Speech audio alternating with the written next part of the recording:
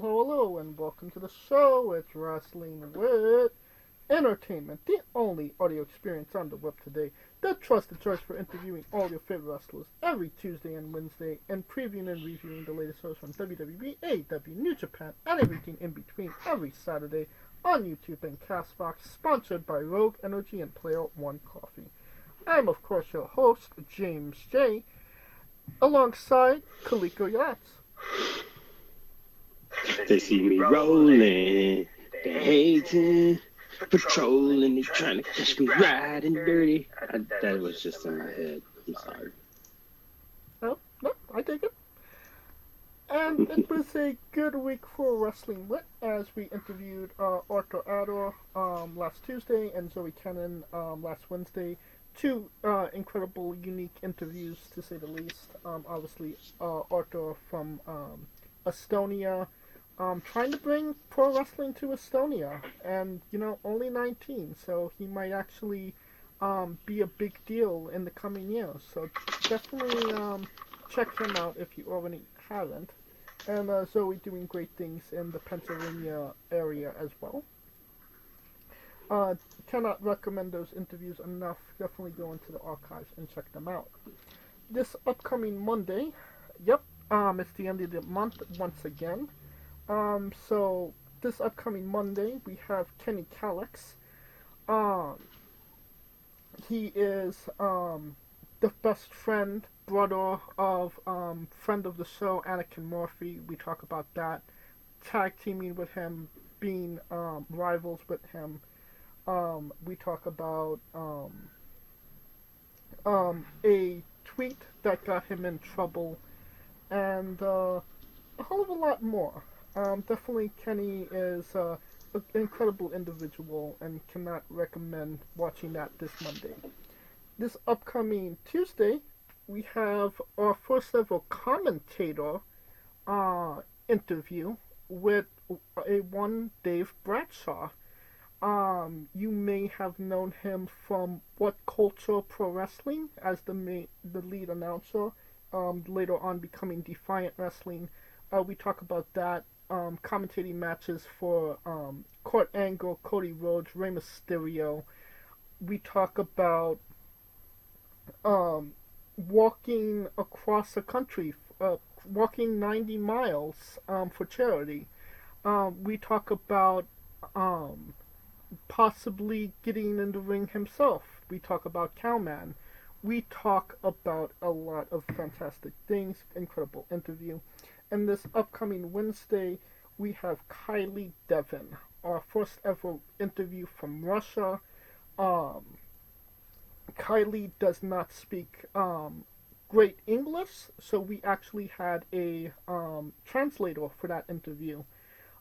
We talk about Russian pro wrestling being the only female, the only women's champion in the whole country of Russia. We talk about her rivals, her tag team partners, and a hell of a lot more. But don't take my word for it. Here's some clips now. When I uploaded that, I was in class.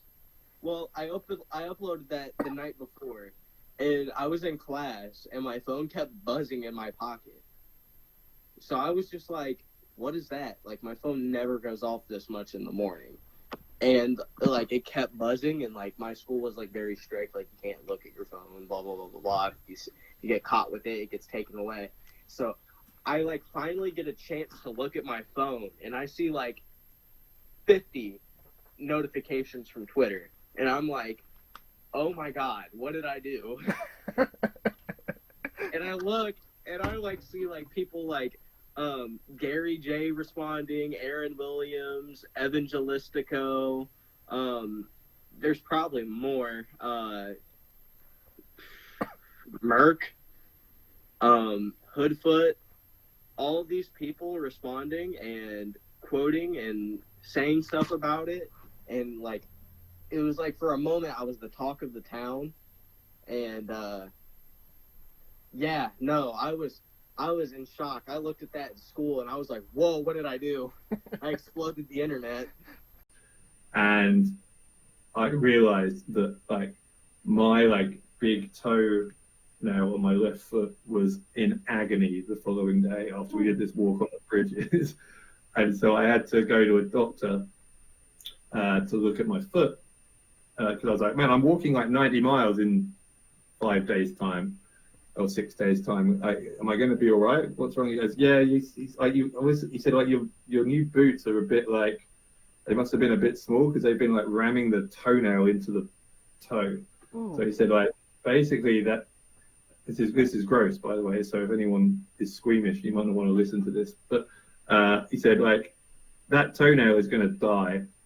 So the only way I can make it not agonizingly painful for you to do this 90-mile walk in 6 days time is to remove the toenail. Oh, God. Alright, and then on October 1st, we have Mick Vanula. On the 2nd, we have Pumi. On the 8th, we have Belian Aki. On the 9th, Kuya Born. The 15th, Johnny McMetal. On the 16th, Dylan Broda. The 22nd, we have Jake Lupa. On the 23rd, Remy. And then on the 28th, we have Lord Ryzen. So a lot of big interviews coming up, especially in October. More to come, more to follow. Follow us at Wrestling with E for information on who we're interviewing, when we're interviewing, and links to those interviews. Alright, it's a great day for wrestling because we are wrestling with the news. I find this interesting as we did touch on it a bit last week. SmackDown going to 3 hours. It's rumor, if you believe the rumor and innuendo, it will be 3 hours starting in January and go until June. So for 6 months. How do you feel about that? I mean, during that time frame, I don't see why they wouldn't. Especially considering January to April is like that's when they get the most casual fan base on it, right? Yes. And football is over, so they'll need something to fulfill that time. So their only competition would really be when it comes to eyeballs in the general fan base sense. It's probably March Madness and maybe the NBA playoffs.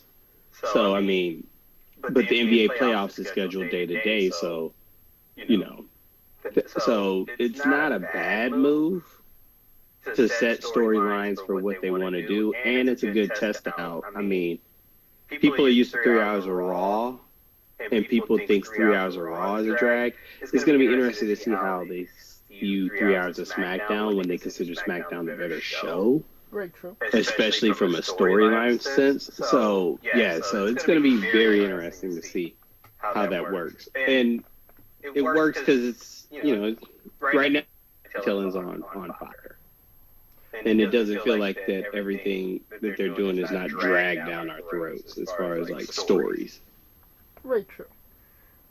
I kind of feel like if you're going to stay for 2 hours, stay at 2 hours. If you're going to go to 3 hours, stay at 3 hours.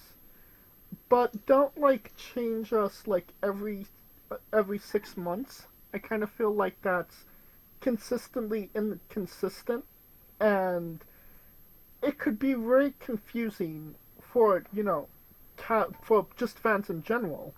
As fans ourselves, we are wired Mondays 3 hours of Raw, SmackDown, Fridays, but they've been bounced around. But on Fridays, 2 hours.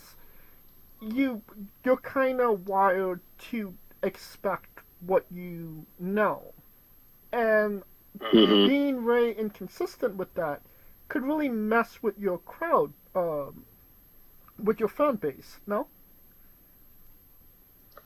It could it could in a sense, but I think all they're doing, it's not like it's a major swap, because all they're doing is swapping Monday for Friday, and they're deducting one and increasing the other. So it's not like this big overhaul. Now, if it was like SmackDown now is on Mondays and Raw is on Fridays, I can see your point. But considering that it's going to be overhauled in January anyway, you might as well just put it all together. Because once the Netflix deal comes in, it's going to change how they view it anyway. Right. I'm just gonna, that's kind of. But I get it. We're creatures of habit. We're creatures of habit. They're fucking up our habit. I get that part. But, I get what's going on with Raw right now. It's kind of in a limbo phase. Didn't have a home for 3 months. Signed an extension with USA only for a 2-hour show rather than a 3-hour show. I get it. They're looking towards January. They're just trying to get to January. But, it just seems like there's a lot of flux and not a lot of consistency.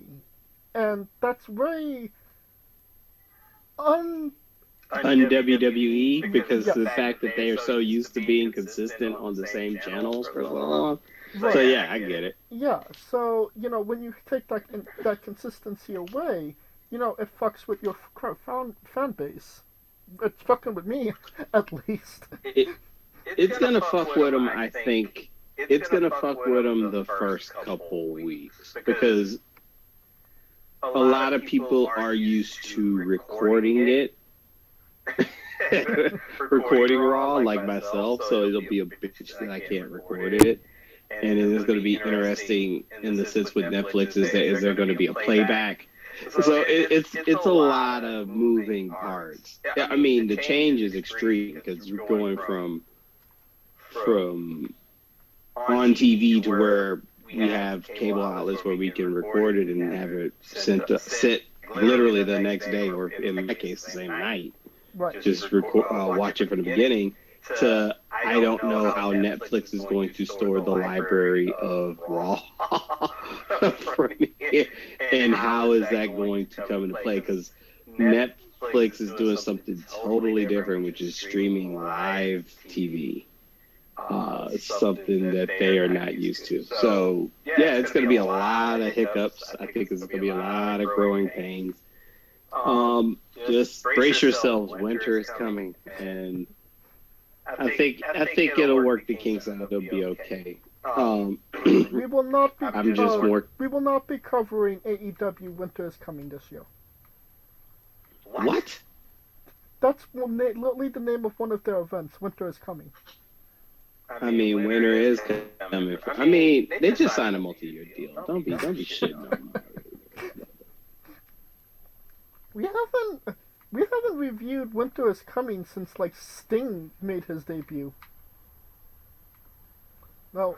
But honestly, we haven't reviewed a lot. I mean, because a lot of their quote unquote, it's kind of like they went the NXT method. You remember Heat Wave or something. You know what I mean? Yeah. It's like it's a thing. It's a pay-per-view. But is it worth covering? Right. Type of deal. Yeah, so it's interesting to see, but maybe with these deals it might change, but we'll see. So just going back to what you said about Raw being on Netflix, and if there is going to be a playback feature, I mean there would have to be, right?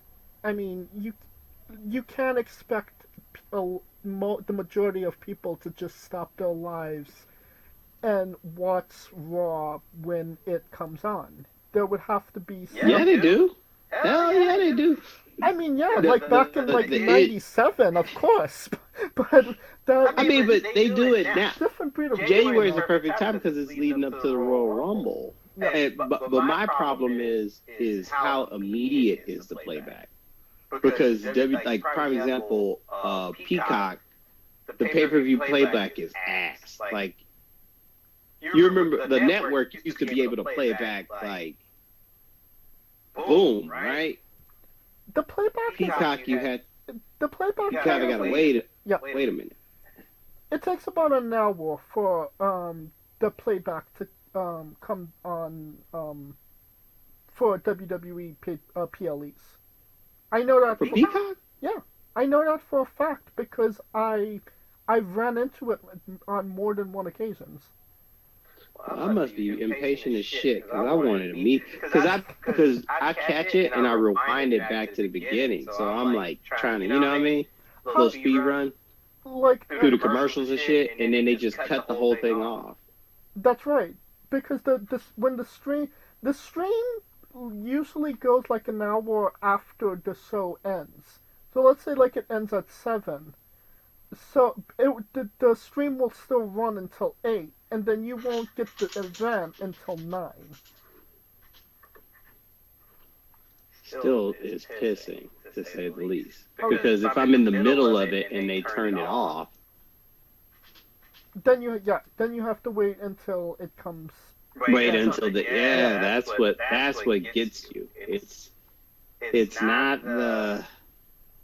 It's the when you're in the middle of it and it ends. Right. That's or when you're trying to rewind it to a certain part and you can't because it's kind of like pushing you to it, right? So that's the frustrating part, and I hope Netflix don't do shit like that. But you never know. Well, would you be opposed to watching Raw on Tuesdays rather than Mondays? I mean, NXT right now, if you don't watch it live on USA, it's the playback is on Peacock the next day on Wednesdays. Well, that's what I'm saying. Playback is different because I have YouTube TV and I record those, so I can watch those. And YouTube gives me, even as they're recording, I can have the option to watch it from the beginning on YouTube TV, which allows me to watch what I need to watch, speed through the commercials. You know what I'm saying? Right. So that's where the difference is. It differs from cable to cable or service to service because YouTube TV I never have a problem with any of the wrestling shows I do because I watch it that same night and just in a condensed version. Right. Unlike Peacock, I have to kind of wait, and then the same with, and I'm hoping Netflix is not like that. Some of Bleacher Report, when they do the AEW shit, it's kind of a bitch, but with the replay, but you know, right. We went through all this shit. We used to have one big cable company, and now we send up here piecemealing combos and shit. I felt like I know I said that last week, but that damn it, that's what the world it came to. So, but I mean that's the world it is, and we'll see how it goes. And then I've heard that AEW's got some shows added on Max, so it's gonna be interesting to see how all these when it comes to on demand. And when it comes to Raw, maybe on Netflix, I could probably catch it on a Tuesday, which is fine. I just hope it doesn't do like Hulu and takes you like a couple days. Right. Because Hulu is notorious for like, okay, yeah, we got it, but it'll take you like 2-3 days. And you're like, well, shit, I might as well have just sat and watched it. Well, I mean, But yeah. But I mean, it's January, football season. As far as Monday Night Football will be over. So what the fuck else they got to do? I think that and you make a really valid case, but I do think that Netflix, they have been, playing and toying with live stream shows as of recently. They did the Johnny Chestnut food eating competition. I don't know how long it took for the playback to be for that, but you were able to play it back afterwards, and a couple of stand-up specials as well. So we shall see what happens there. I mean, but stand-up specials, I think stand-up specials are not as chaotic as stand-up specials and sport shows are not as chaotic as WWE. I mean, very true, but And it's just kind of like, proving the format, so to speak. Like, okay, this didn't work, this is how we do it, more or less than, we don't know what we're doing. Here's Monday Night Raw. Here's our complete ass here. You know what I mean?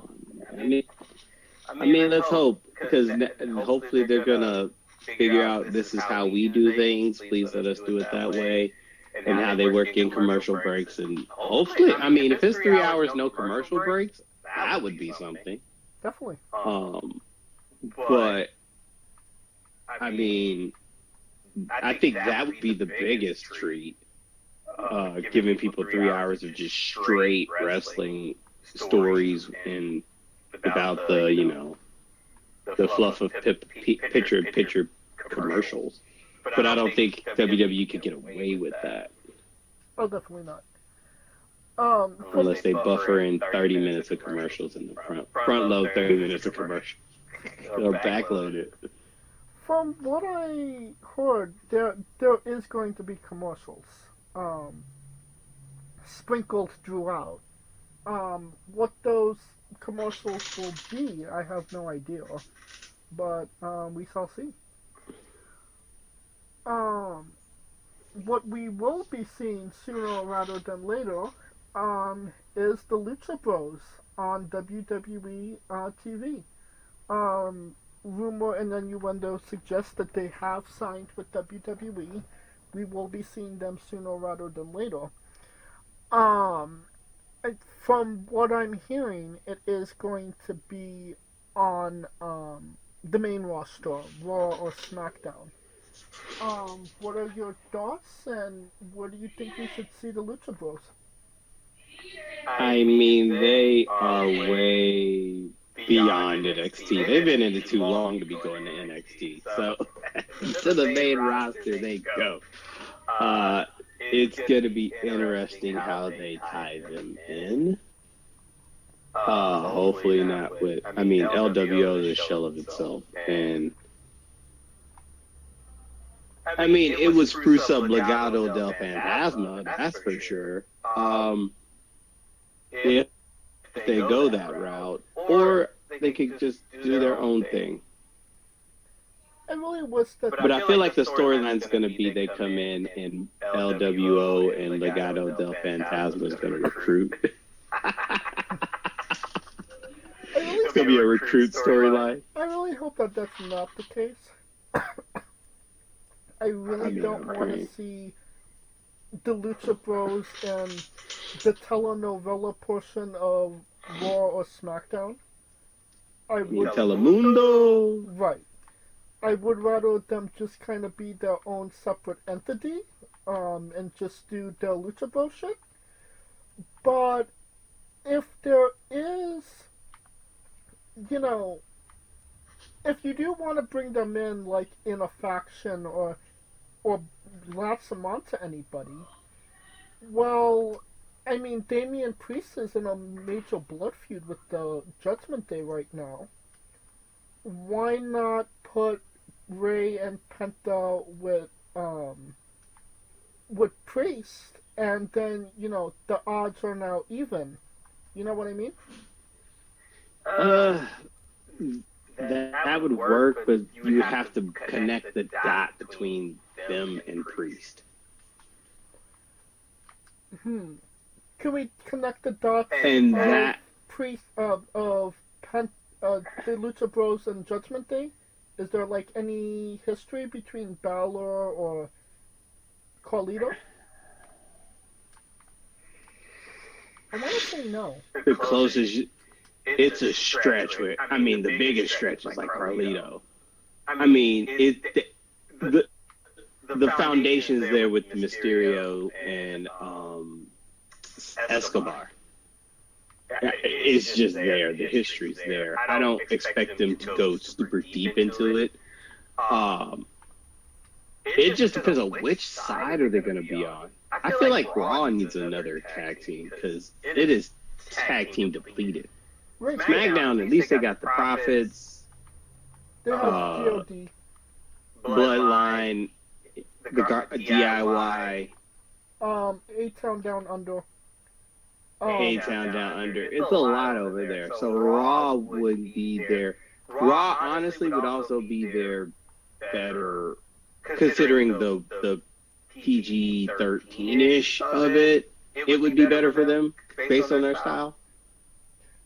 Another thing about that is, they could play both ends. Do you see them? Could they be heels? I mean, coming in first out of the gate. It depends on how they come in. Because if they come in, because remember, I mean, OC came in as heels, and everybody's like, "Oh shit, they're cool." You know what I mean? Right.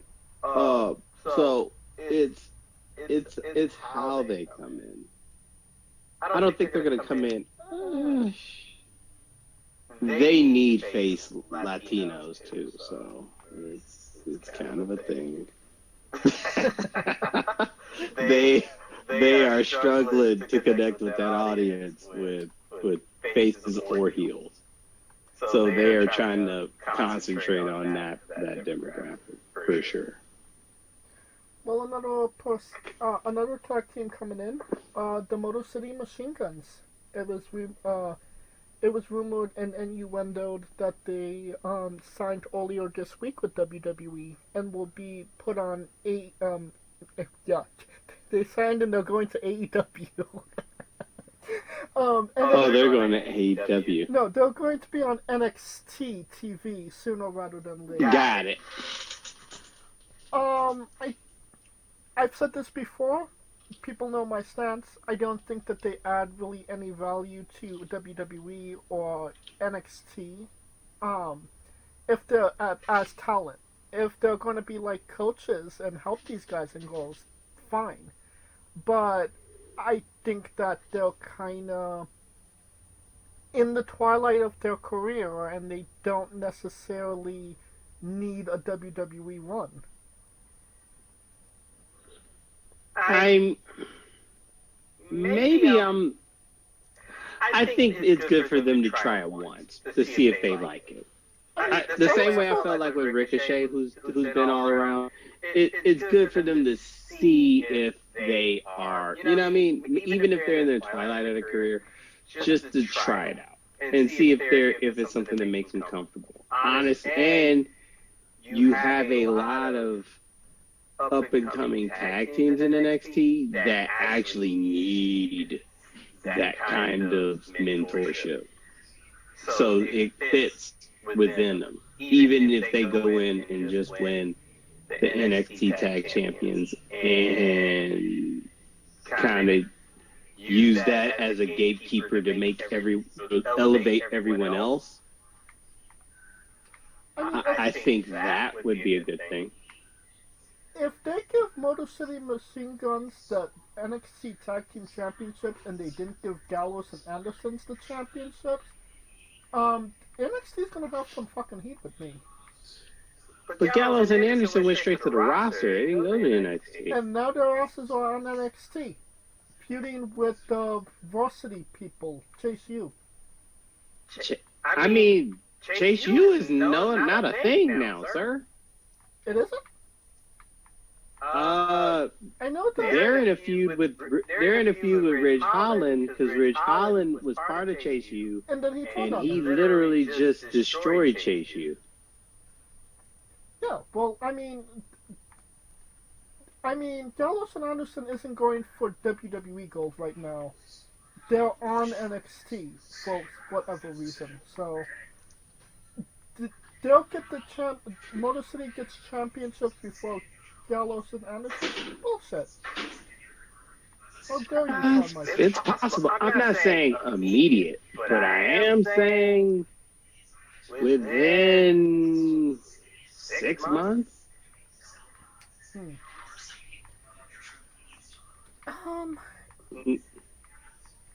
Within 6 months? I don't necessarily. I see they might do some gatekeeping may, put over some younger talent, but maybe go for the titles. But I don't see them actually winning championships.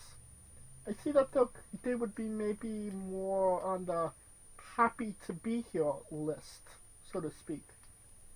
You ain't signing a veteran tag team like that to be happy to be here. Well, I mean, if they wasn't just happy to be there, they would be on the main roster. I mean, these guys have like 20x plus experience points. But I mean, they have. Damn, that sounded so video game-ish. While that may be the case, there is not a need for another Anglo tag team. There was a desperate need for a Latino bump. More so than. You literally just said that there was not a Raw was thin on tag teams. They are thin. They're thin. Other than what, JD and Finn? Yeah, and then literally nobody Who else? Authors of Pain? What's left of the New Day? Jacqueline Phoenix and Montez Escobar Venezuela, whatever the fuck his name is. Joaquin Phoenix? Yeah. Is it Joaquin Phoenix? I just named it the Joker. Man, what the fuck is wrong with me? The simple fact that he's been on TV like literally every single Monday and we still don't know his name. Shit. Oh, man. DJ Zema Ion in TNA. He was Zema Ion? He was Zema Ion, yeah. Oh shit, real fact, he wrestled my brother. If that was Zema Ion, he wrestled my brother in Memphis. And I'm assuming that your brother went over because Zema Ion is a drizzling shit. Nah, my brother. I mean, he's good, but... Well, another story for another day. Maybe I'll get him later. Wow, he could give you the story about how Jerry Lawler said he was too short and he was like, fuck off. Wow. But, so that's a whole other story for another day. Okay, so... but the back to the Motor City Machine Guns, it's good coaching for them in tag team. And it makes, and that's what I'm saying, they're there to elevate the group the same way Natalia elevates the group. They get a championship in the record books for their troubles, get some merch, do a little time doing some tweening between the main roster and NXT, and boom, you got yourself a set time. I mean, it's not like they're going out and doing 30,000 house shows nowadays. Very true. So, I mean, what the fuck else? You know what I mean? The demand, the schedule is not going to be as rigorous if it was 2012. Right. From getting signed to already signed, but like, where are they? Hikuleo. He's been signed with WWE for quite some time, but we have yet to see a debut. People are even speculating that he might not be a part of Solo's bloodline, but rather Roman's bloodline. And a good place for him to debut would be at the Survivor Series. What are your thoughts on Hikuleo maybe potentially debuting in, well, a month now? Yeah, because it's best to wait because right now they're building that story of Cody reluctantly putting himself in there, trying to be the hero. Right.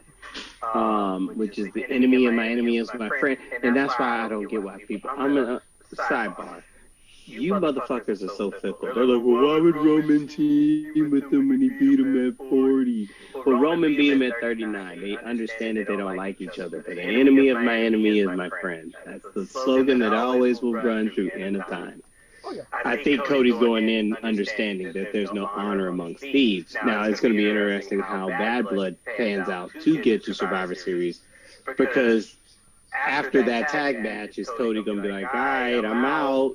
Or he's going to be like, okay, one more. So it's going to be interesting to see how that goes. Well, I think that all plays into Hikuleo and Jimmy. Because, Jimmy. Yeah. From what I heard, he's okay. He's alive. He's well. But Who? Which one? Jimmy. Oh yeah, Jimmy's alive. Duh. Well, I mean, like he a dead. couple of days ago, Rikishi was like on social media. He was like, watch over my boy. Please pray for him. And people were like, what happened to Jimmy? Where is Jimmy? What did you do to Jimmy? But it was reported later on that Jimmy is fine. He's alive. Nothing's wrong with Jimmy. But just because Jimmy's fine doesn't mean like he's actually ready to come back. He could, have some issues. Because he did have surgery, so maybe there's some issues there that's preventing him from continuing. So you have to kind of, it's almost a lock that Jay and Sammy are a part of it, right? I don't see Sammy going back in. Really? I think that Sammy would have to be a part of it. I mean, he was the bloodline. He was the honorary Oops. I mean, but he's also low key chasing Gunther. So I don't see him. I see him as the reason Jay doesn't even try to get involved. Because it's a good side bad. It's a good side bad side thing. Like, don't go in there, dude. We know what happened. Type shit. Me personally. When you think the bloodline, the OG bloodline, it's Roman, Jay, Jimmy, and Sammy. I mean, that's just how it is. So I kind of feel like low-key they would be cheating the fans if Sammy wasn't a part of that. I get that. I just see. I don't see him diving headfirst into it. So, especially considering how Roman, because everyone's looking at it as they're trying to push it to Roman, but the problem is Roman was the one who was betrayed by all of these people. So it's going to take a lot for him to forgive him. It's not about Sammy and Jay and Jimmy trying to convince Roman. It's Roman trying to convince himself that he can trust them. I somewhat agree with that, but somewhat disagree with that. Because Roman's not stupid. He realized that he lost his family. So it would be... I mean, he realized it. He realized that. I'm just saying Sammy turned on him. Right. Jimmy and Jay turned on him. It's not like Roman said, get the fuck out of here, I don't need you anymore. They willingly left him.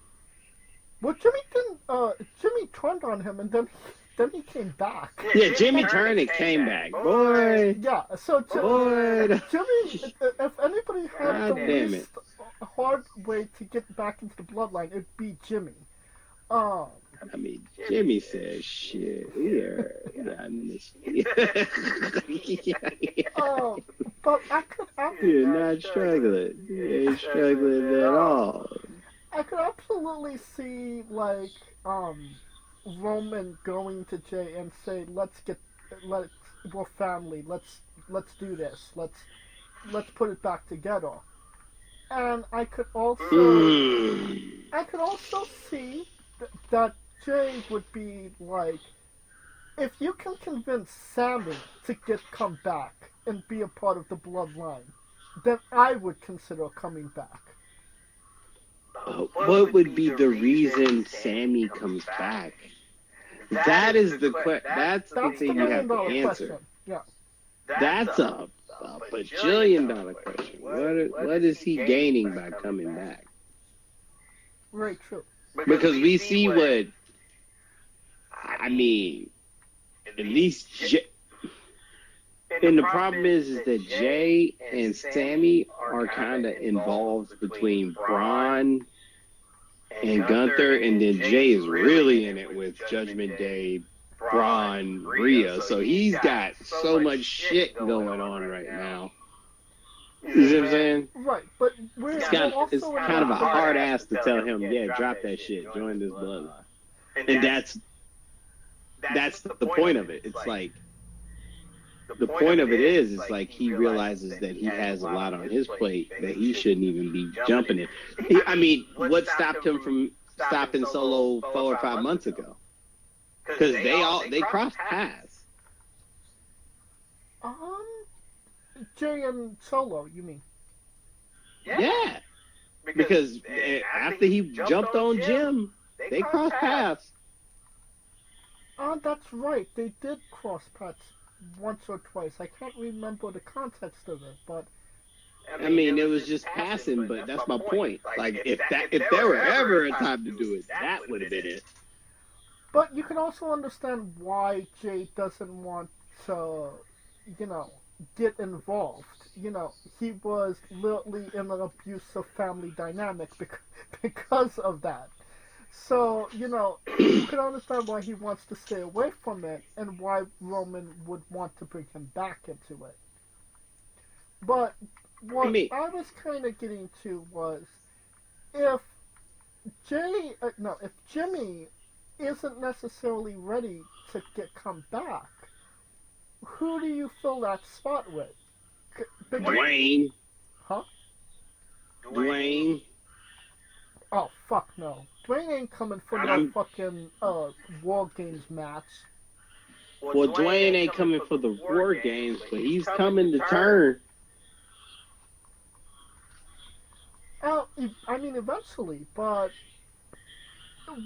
do you put Hikuleo in that spot? More or less a relatively unknown for WWE Universe? Or do you go with the big name with Cody? It's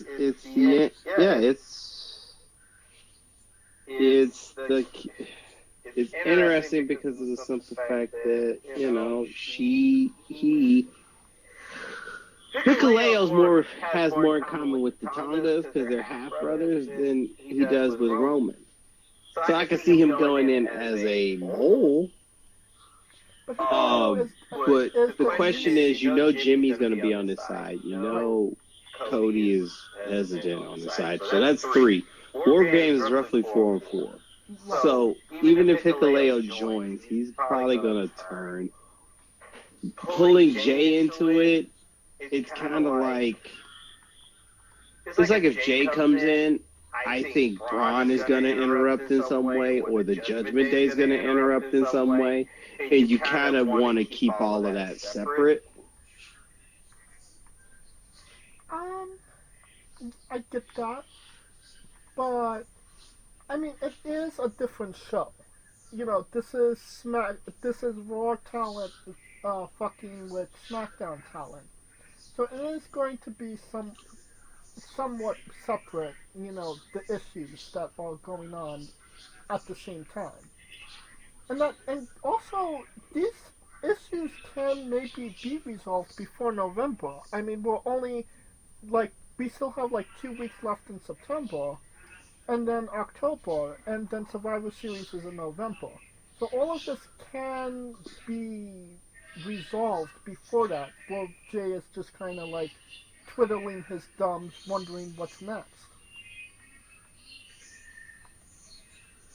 kind of. I think they're gonna try, and he's gonna be like, no, no, no, no, no, no, no, no, no, no, no, and he's gonna say no through Survivor Series. No, no, no, no, no. I truly think it. He doesn't gain anything by coming home. Jimmy gains by coming back because he has a reason to, right? I mean, it's not. Jay and Sam. That's my key. They don't have a definitive reason to go, all right, I'm going to throw myself in this shit. At least Cody has it because they've been a thorn in his side the whole time. I mean, it's not a matter of gaining something. It's a family matter. You know, these are his family members, you know, going up against each other. Literally, Solo is his baby brother. Roman is his cousin. You know, if Jimmy is indeed around this, then, you know, his brother, you know, his twin brother. So I can tell you never been in a family situation because I've had lots of family situations. I was like, nah, I'm out this bitch. Y'all figure that out. Like, I'm straight.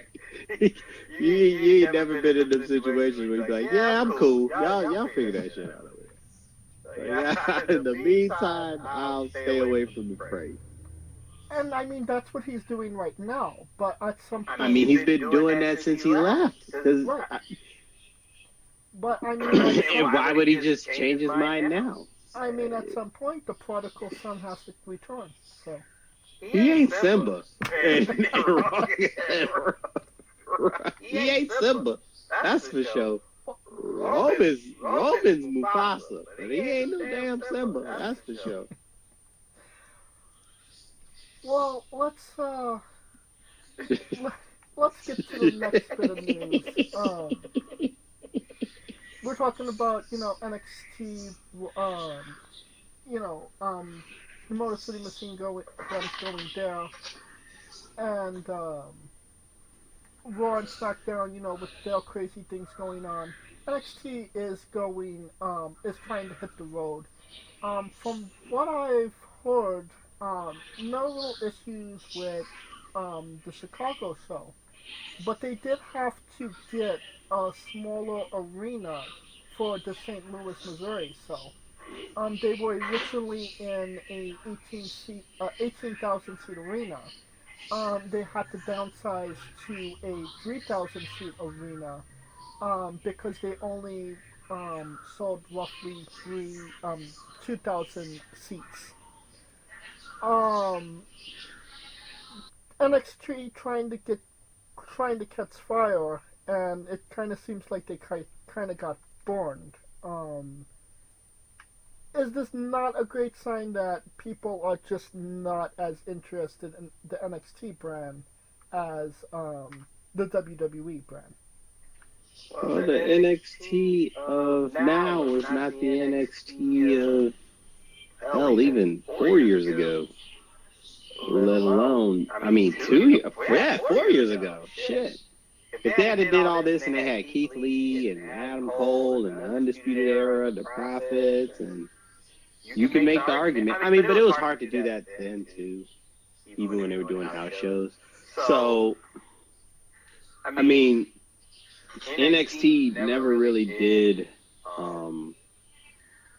I think they're doing this just for the 2 opening shows. I don't see them doing this every week in a different city.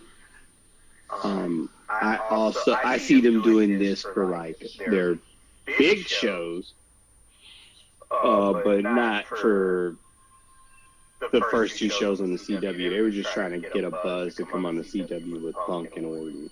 So, and that's what matters. I mean, at this point, as much we can say about attendance, and this is including AEW, TV is going to be the king because TV has a better outreach than St. Louis. I mean, St. Louis in itself is not a big city like Chicago, So I could see why they wouldn't do an 18,000 seat arena. I mean, other than the Blues and the Cardinals, they ain't really going out like that. I mean, it's a wrestling city with history, yes. Oh, yeah. However, it's not in that top tier cities like Chicago, New York. I mean, LA is above them. Memphis, to me, is above them. Atlanta is above St. Louis as far as being able to have a crowd go. Do you think that they maybe miscalculated or misjudged how popular they would have been in a St. Louis or a Missouri in general? They tried to sell it on the fact that somebody from St. Louis was coming back to St. Louis, even though Orton is of St. Louis, but he's not of St. Louis, right? Elaborate. Punk is Chicago-born, Chicago-bred, and when he dies, he'll be Chicago-dead. Yes. Do you think Randy Orton is anywhere near that?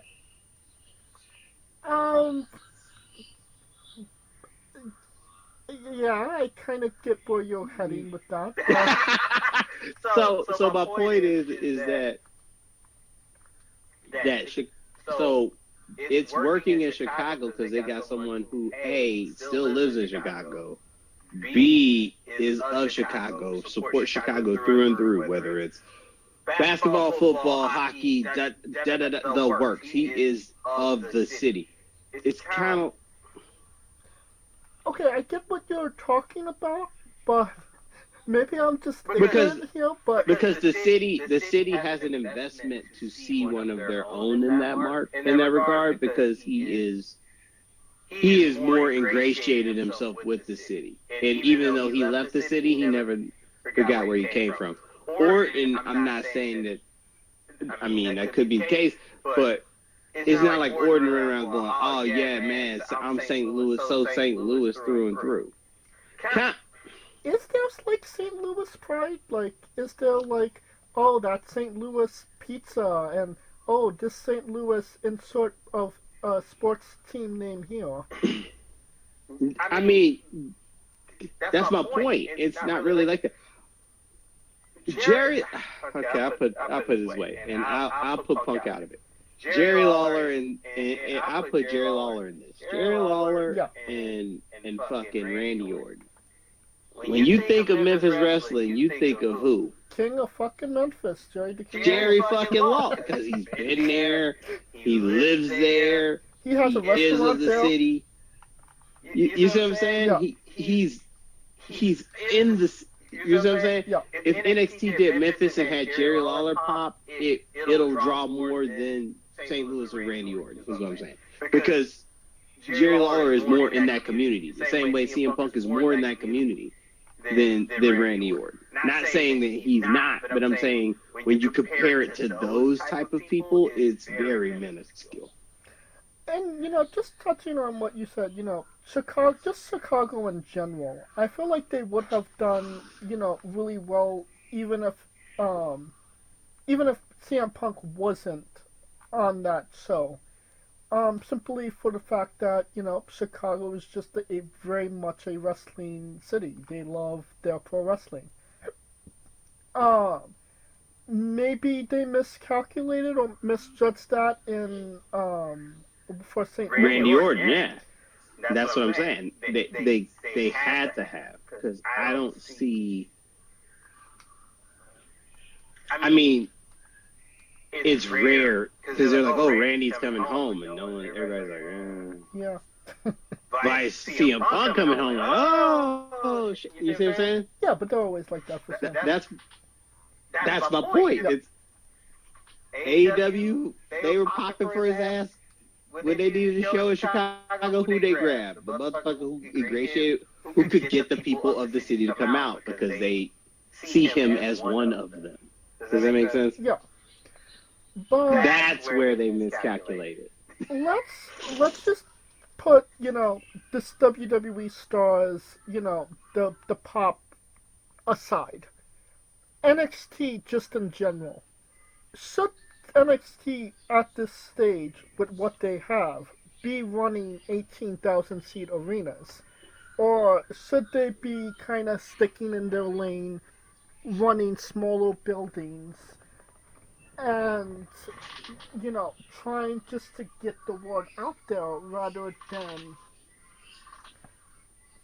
than actually go for it, if that makes sense? They run house shows through Florida, I believe still, but I think they're trying to get their talent to being used to being on the road in the schedule. Because until they do it, they won't know how it's done.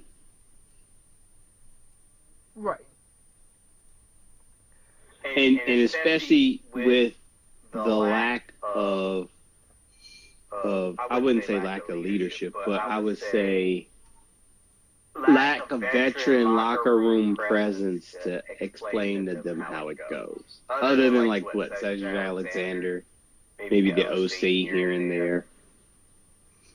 But they don't travel like that outside the state of Florida. So they got to get used to it, especially if they're going to be on the main roster soon. But you got a couple vets like Ethan Page and stuff. They get it. They get it. It's just the rest of those talents that are newly signed that they take on the road and get them to get a glimpse of it. You see what I'm saying? Yeah. That's what they're doing. They're trying to get those groups trained to me for road life. Because as far as they're concerned, all they know is Florida. And maybe a couple of a Sacramento show here, a Big Four show there. You see what I'm saying? Yeah. Hell, even SummerSlam weekend, they were still in Orlando.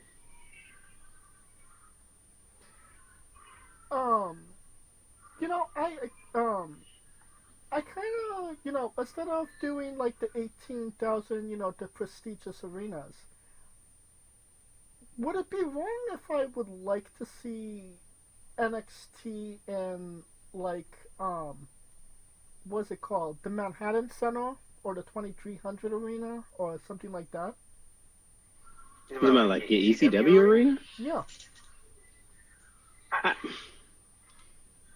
Yeah, you could see them in that. I think they should just do all small venues until the demand shows for different. They were doing when they had their best storyline, which was Ciampa, Gargano, and Black. Aleister Black, yeah. Yeah, when they had that, they were running house shows with it. And they came to San Diego, they got about a good 5 to 7. Even when they were there a couple years ago with Rude and Asuka, they got a good 5. So they can get a solid 5 if they do it the right way. It's just that they have to get that star power out there. Because I would say the biggest star in NXT is...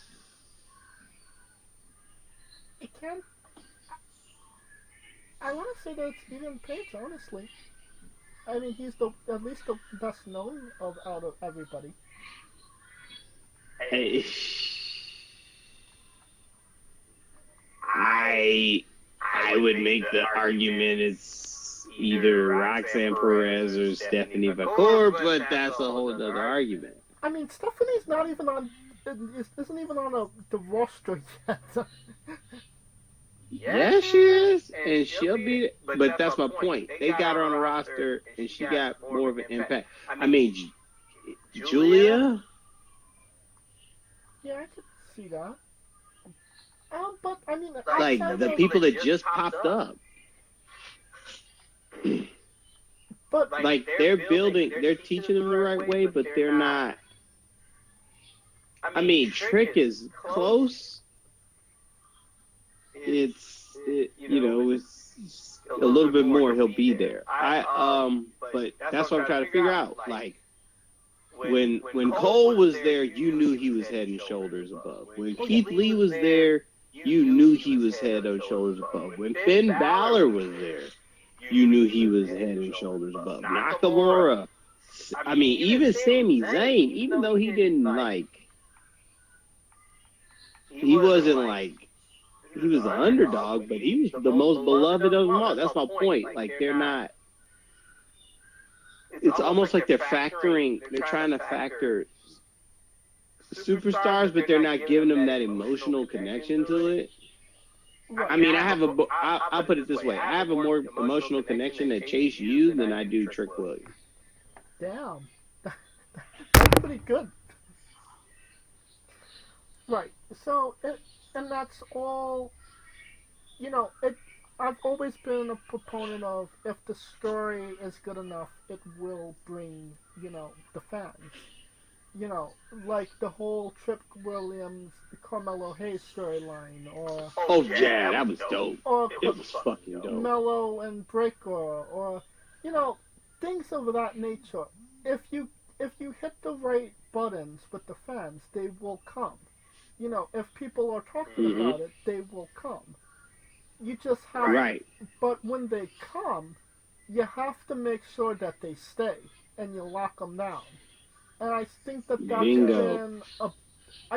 been a problem with NXT, that they haven't necessarily been able to lock down, a solid, majority of the people that they attract. I think the formula that they're doing is, please come tune in. You don't know who the fuck is gonna pop up from TNA. Which is not a great way to promote shit. And I can make the argument Joe Hendry is their biggest star, and he's not even in NXT. Yeah, you are 100% correct with that. That is who is the biggest star in NXT, is somebody that doesn't even go there. In the words of Thank you. He doesn't even go there. Do you see my point?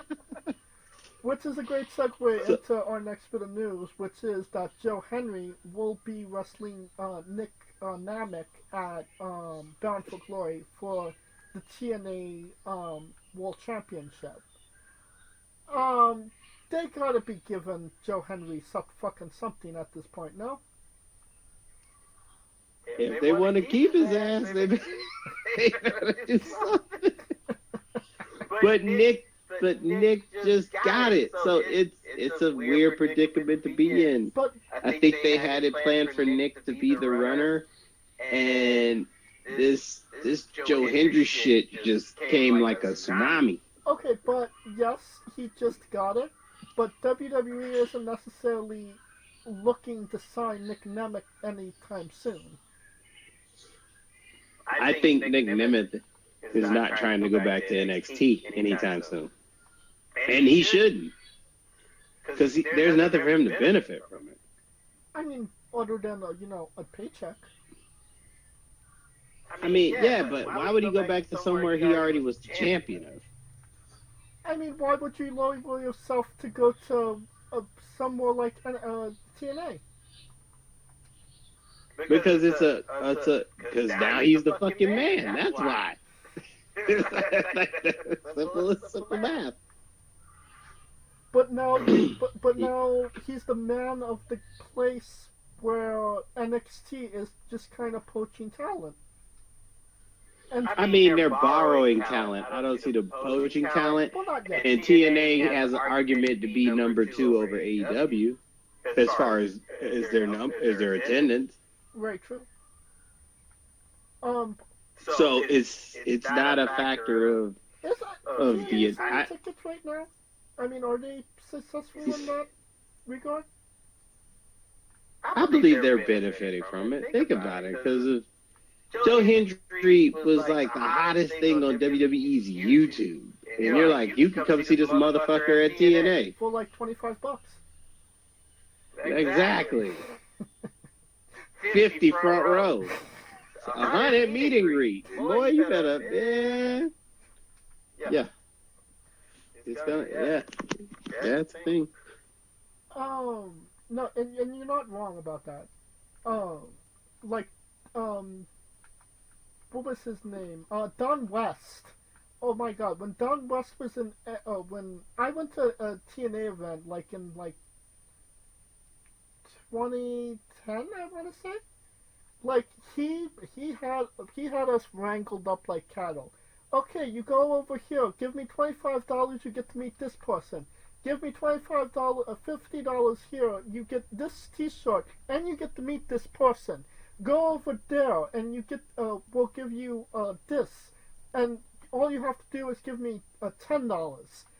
Like he had it all down pat, and if they continued that model from back then TNA would be making some good bank. I'm not joking about that. I think they would. It's just, I think that formula probably is not the same, but I think TNA is also probably at a better place than what it was a couple of years ago. Right. I'll put it this way: they benefited more from WWE than they did from AEW. You have to see what the these attendants are for these TNA shows. Man, AEW came in there and just basically diddied them. I mean, they did just have a show in what AEW did. And They did the Diddy on them. They did the Diddy. They diddied TNA. They diddied them? Diddied. He Diddy. They gave him the diddler. That's what they did. They diddled TNA? They diddled TNA. Some might say that. Damn right. Some may say you can sue for getting your TNAs diddled. Well, is the statute of limitations up? Because they need to go ahead, pop in that claim about. Speaking of AEW, we're talking about WWE, gaining new talent. Rumor and innuendo suggests that Miro has asked for his release. Only took him like 5 fucking years. I mean, he had to lose it all. And by God, he fucking lost it all. He went into AEW with a wife and a nice check and left divorced. Boy, come on. Yeah, he had a nice check, he had a god, he had a hot, flexible wife. Now he has no god, no wife, no paycheck. So, if Miro does get... First and foremost, do you think that Tony Khan is actually going to grant him a release?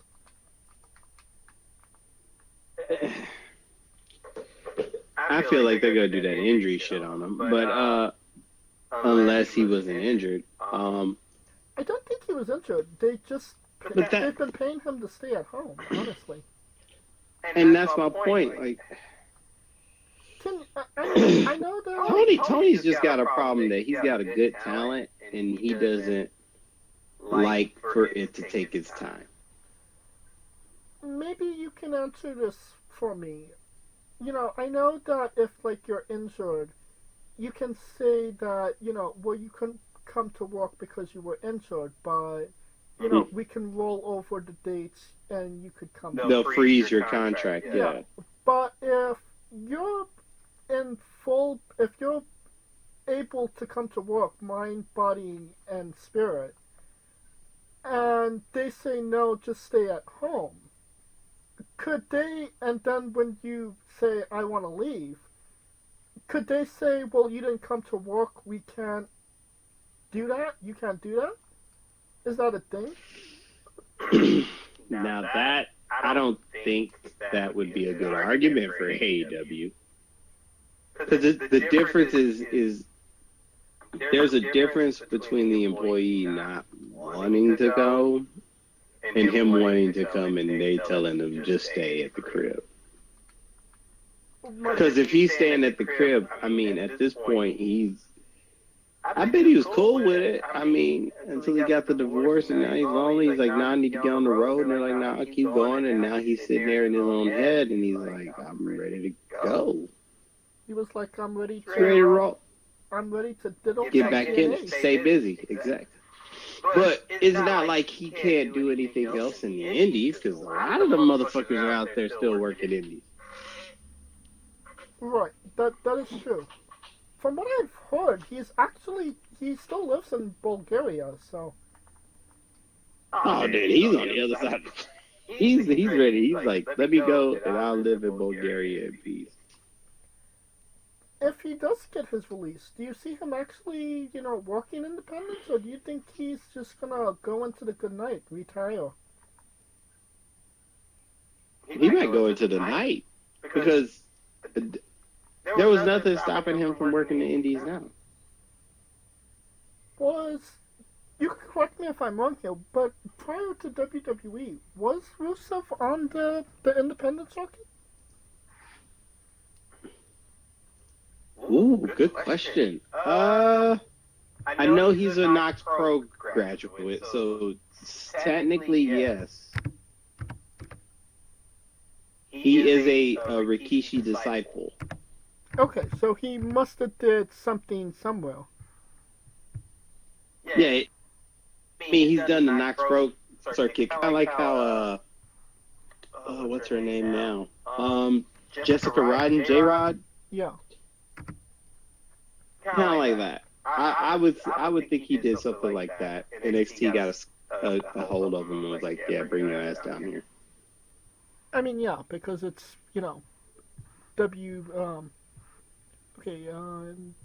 only career, moved to Bulgaria.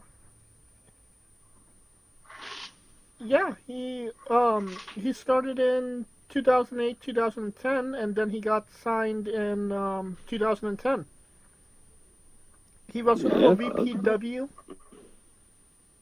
Santa Monica. So if he started, let's say that he started training, so he only had maybe a year of actual independent experience before he went to WWE.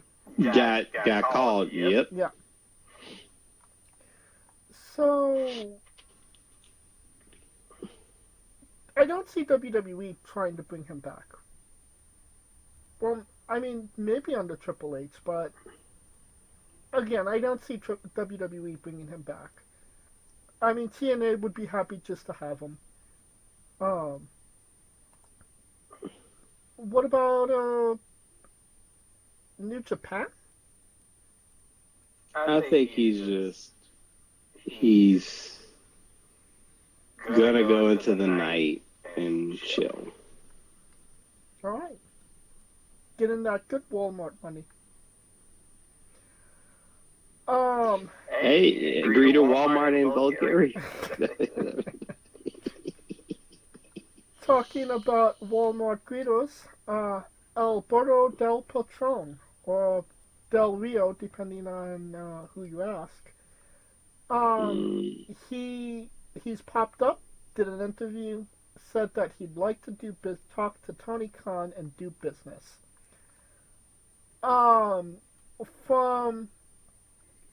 From No Chance in Hell to A Cold Day in Hell, how likely is it for Alberto Del Rio to be in AEW? I mean, AEW needs some Latino replacements. I'm just telling you, they gonna take a peek. Tony's gonna take a peek.